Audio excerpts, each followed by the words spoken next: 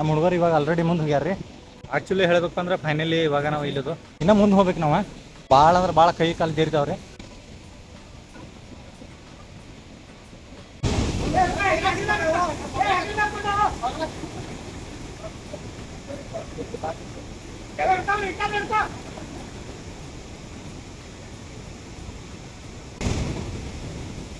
ಮುಂಜೆ 5 ಕಿಲೋ ಐತೆ ಮುಂಜೆ.